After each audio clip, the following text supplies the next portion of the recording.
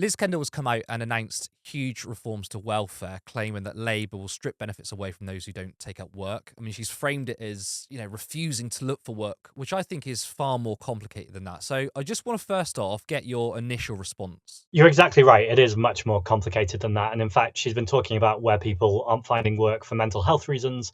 She's criticized people who have self diagnosed their own mental health. Well, why are people self diagnosing? Maybe because there's a huge waiting list. And after 14 years of austerity and successive governments that haven't funded public services, there's mass inequality in our society.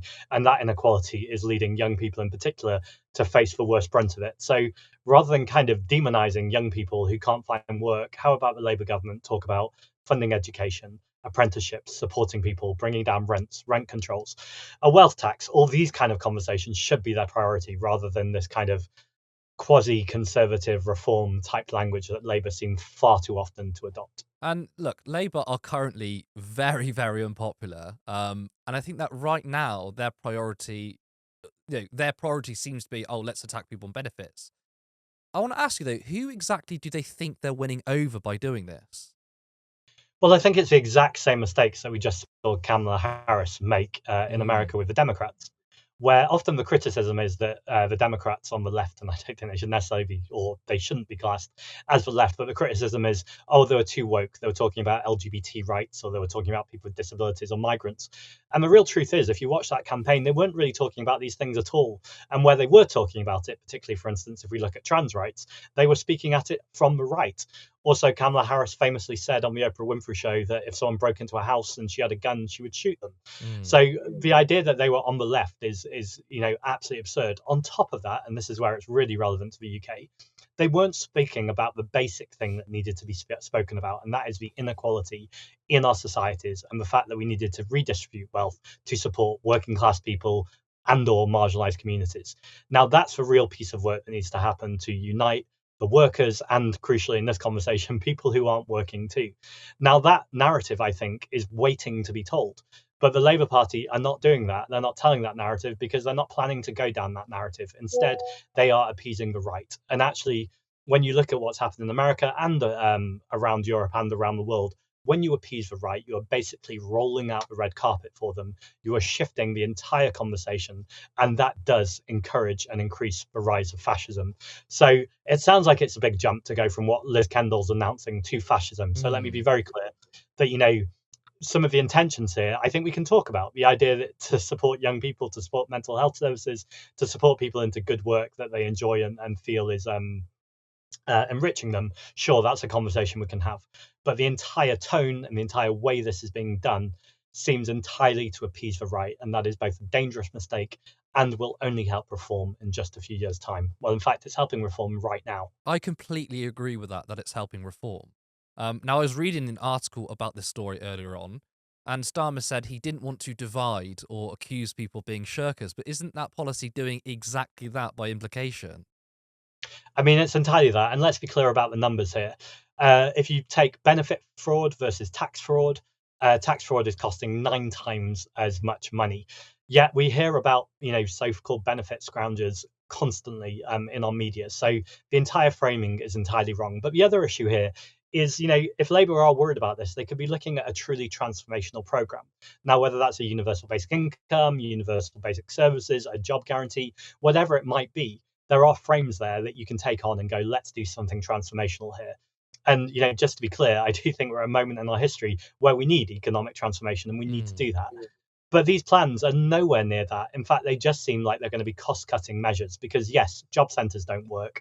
They're alienating for the people who use them, and also they're alienating for the staff who are having to assess people and treat them just as numbers. But we're not seeing any of that kind of discourse or any of that conversation. It seems to actually be going down the line of we're going to make things worse for people, and that just is totally incoherent at the same time that you're capping a two-child benefit cap and at the same time as you're cutting winter fuel payments. It just feels like the Labour Party is determined to go after the poorest people in our society and punish them even more for being poor, as opposed to go, there is immense wealth in our society, multimillionaires and billionaires, let's start tackling inequality. I mean, I do want to discuss about UBI in a second. I know it's a Green Party policy, something you support. But do you think this is a political calculation from Labour?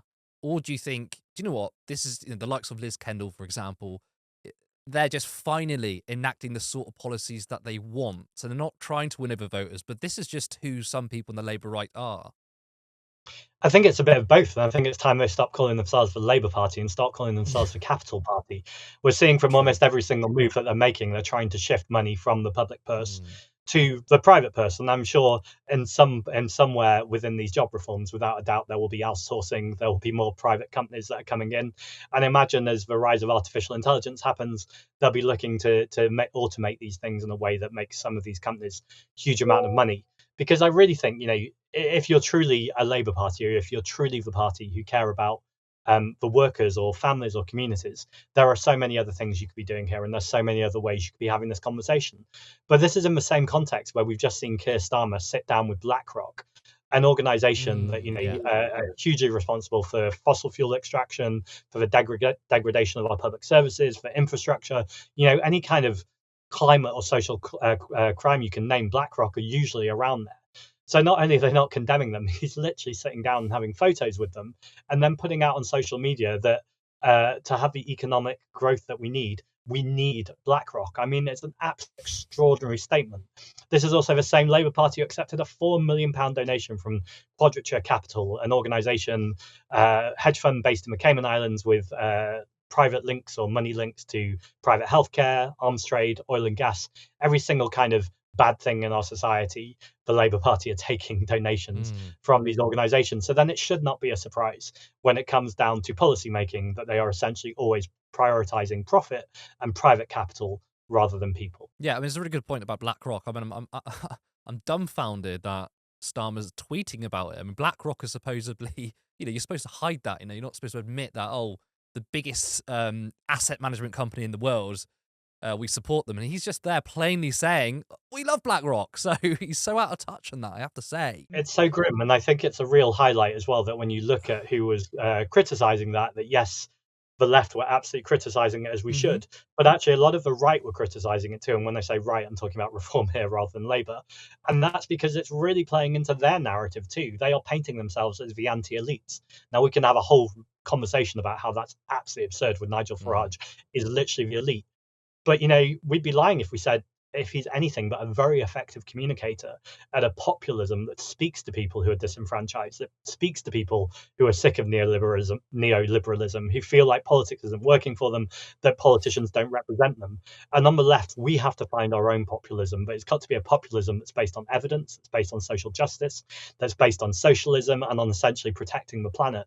Now, that package is absolutely there. The story tells itself. And I think we really need to be really clear in communicating that. But it's really hard when you've got a Labour Party who are not pushing against the story that the right are telling. They're pushing against the story that the left are telling. And so we have a huge challenge on our hands. I think we're absolutely up to it. But we have to be eyes wide open and recognise that the Labour Party would rather crush the left than actually Mm. deal with rising right. Yeah, and what you're saying there is absolutely true because, I mean, it makes me think what constituency is the Labour Party appealing to by saying we're going to cut down on benefits? Because what you will notice, and whether we believe them or not, and I don't believe them, but reform people like Lee Anderson are saying, cutting the winter fuel payments is disgraceful. They even said, or Nigel Farage said during the general election, they opposed the two-child benefit cap. Again, I don't know whether I believe them or not, but the terrain traditionally of the right was we need to cut benefits, we need to enact austerity, but you're not seeing reforms say that. They're at least pretending that they're economic populists in a way.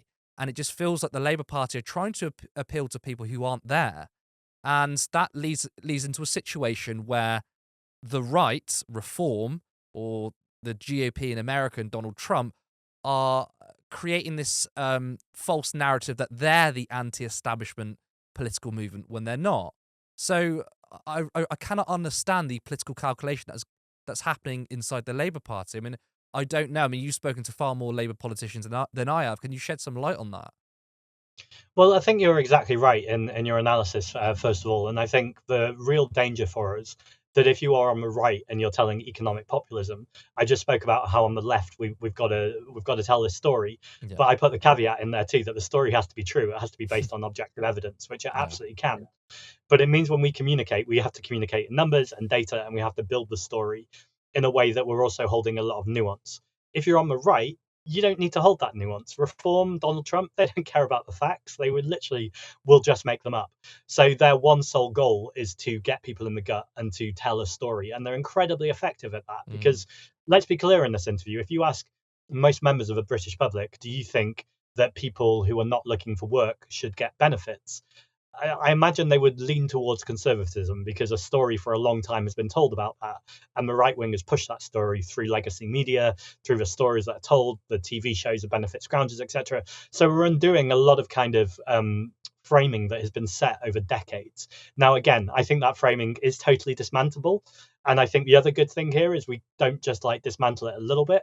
I think this is where it pushes us to tell a whole story about economic framing, and that's the whole story about us being a sovereign currency, about how we can create money, how we can make sure that that money is being spent on green infrastructure, on jobs, how essentially, as Keynes said, how to win a war. This is the moment how to tackle a climate crisis. That actually we've got this huge moment where we can create jobs, where we can bolster the trade unions, where we can make sure that people have good working conditions, that they're organizing, that we're protecting minority communities. So I think there's a really exciting story to be told there, but it's a story that has to be based in truth. In terms of the Labour politicians, I think it depends which Labour politician that you're talking about. Now, the one that I know the best, I guess, because I regularly speak to him both, or challenging him in public is Sadiq Khan. And he's in a really interesting place because so if we take aviation expansion, for instance, something I've been challenging on for a long time, he will say that he agrees with me or that he doesn't want more aviation expansion.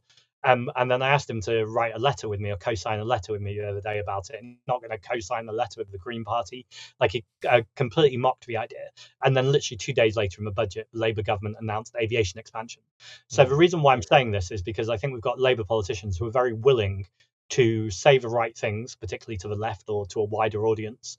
But then actually when it comes down to voting for it, or doing the mechanism which will stop the bad thing happening or incentivize the good thing, they will not take the action.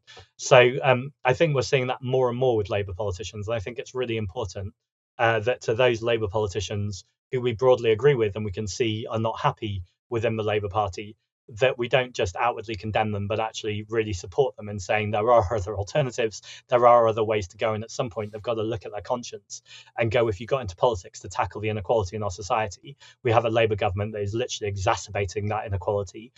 And not just what is the point of a Labour government or what the point of a Labour Party, what is the point of a Labour MP if it's not to challenge inequality? Now, you were mentioning about sort of narratives and stories, right, which is really important in politics. But here's one thing I'm very frustrated at, and it's the conversation around welfare hasn't really changed. And actually, the defense from the left is, oh, well, actually, the numbers of people who are so-called scrounging or whatever is inflated. Majority goes on pensions. And of course, these are true, but it feels like we're fighting on the back foot. I would like to see a conversation to say, okay, well, why do people have to take the first job they're offered? Because what Liz Kendall was saying is, if young people don't turn up to enough job centre meetings or don't take the first job they're offered, that we sanction them, we scrap the benefits. But I feel like we need a whole new conversation on the relationship of welfare and work, which is that, well, maybe it's not right that people are just pushed into the first job they find. People need to be happy, they need to be suitable for it. And it just feels like that, even for the last 40, 50 years, the left has defended welfare, of course, and we need to expand it, but it's totally on the defensive.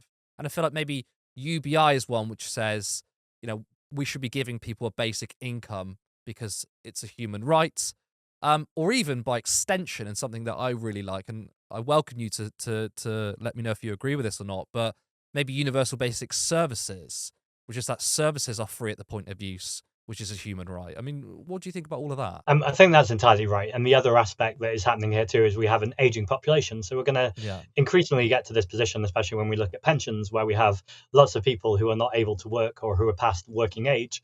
And meanwhile, we're going to have huge vacancies because there won't be the people to fill the jobs. That's then weighed up as well with automation and artificial intelligence.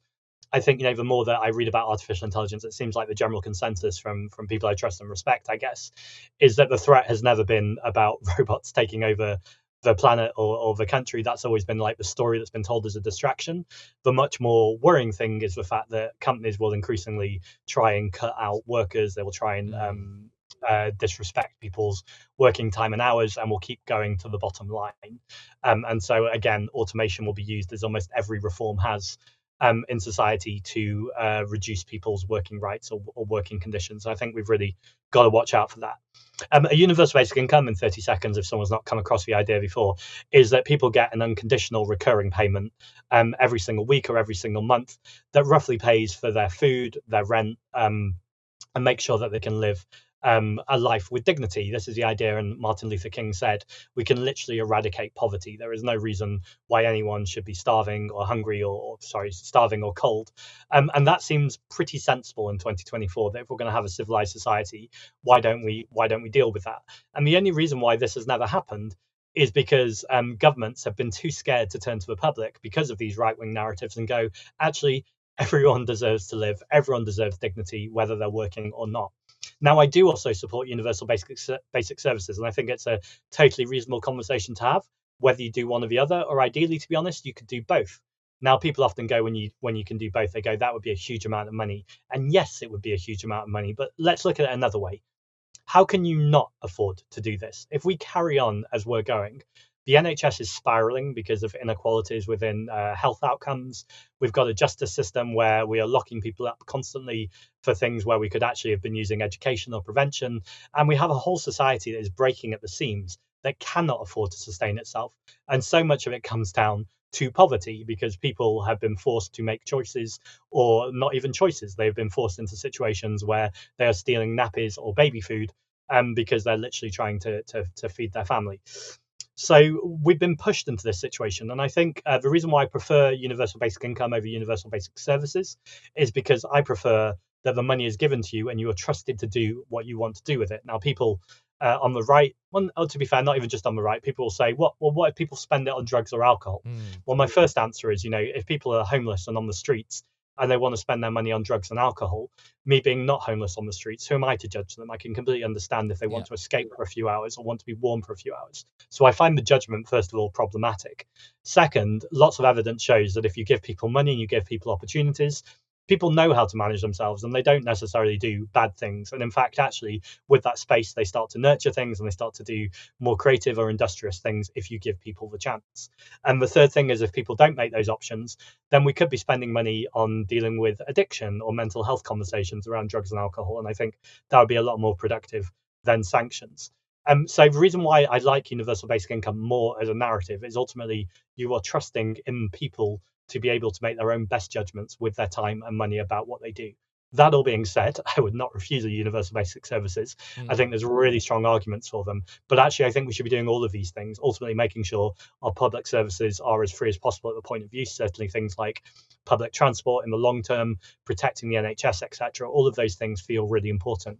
But at the same time, having been a former theatre actor before I was in politics, I saw the benefit to people of being able to do work that is in community work. Now, people should be paid for that, but sometimes people don't even want to be paid for it. That's their kind of side thing that they're doing out of the love of it or for a hobby. The final thing I'd say, because I'm giving a long answer, is politically too. A lot of people who are involved in politics have got involved in politics because they've had the time, money, and space to be able to invest in being able to engage in the political conversation. We've shut out masses of people from the political conversation because it's too expensive to give your time and effort. And that far too often, again, is working class communities and people of colour. So actually, by universal basic income, that's also one measure. You'd be reforming essentially the whole system. So our political system could be reformed, because once you've started to give people access to it, then more voices could be amplified, and then we could be looking at all the other problems in our society too. So I don't think universal basic income is a panacea. Nothing is a panacea, but I do think it's a first big step into making lots of other things more accessible to a better society. Zack, always a pleasure.